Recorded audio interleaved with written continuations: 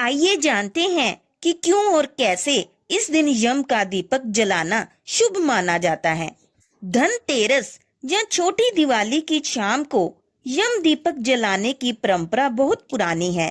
माना जाता है कि इस दीपक जलाने से अकाल मृत्यु का भय दूर होता है और यमराज प्रसन्न होते हैं। यह दीपक घर के बाहर दक्षिण दिशा में जलाया जाता है क्योंकि यह दिशा यमराज की मानी जाती है। ऐसा करने से परिवार के सभी सदस्यों की लंबी उम्र, सुख और सुरक्षा बनी रहती है।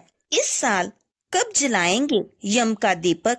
तो धनतेरस के दिन, जो इस साल 18 अक्टूबर को पड़ रहा है, यम दीपक शाम के समय में जलाया जाता है। इसे जलाने का शुभ समय शाम 5:48 से 7:05 तक माना गया है।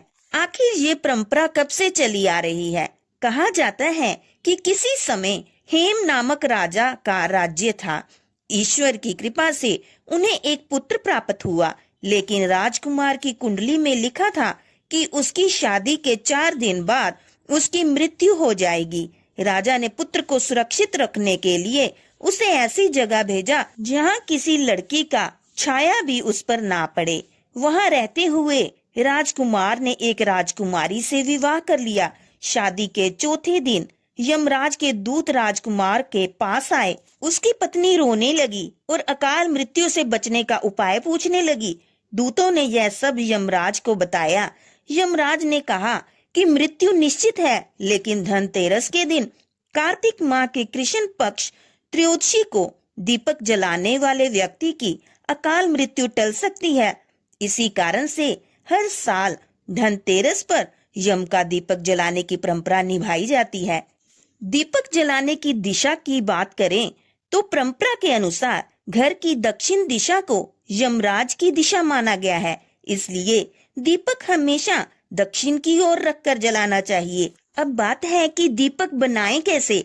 तो आटे से एक बड़ा दीपक तैयार करें।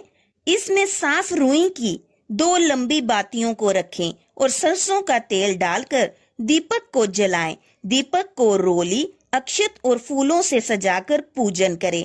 पूजन के बाद दीपक को मुख्य द्वार पर दक्षिण दिशा की ओर रखते हुए खील या गेहूं के ढेर पर रखें।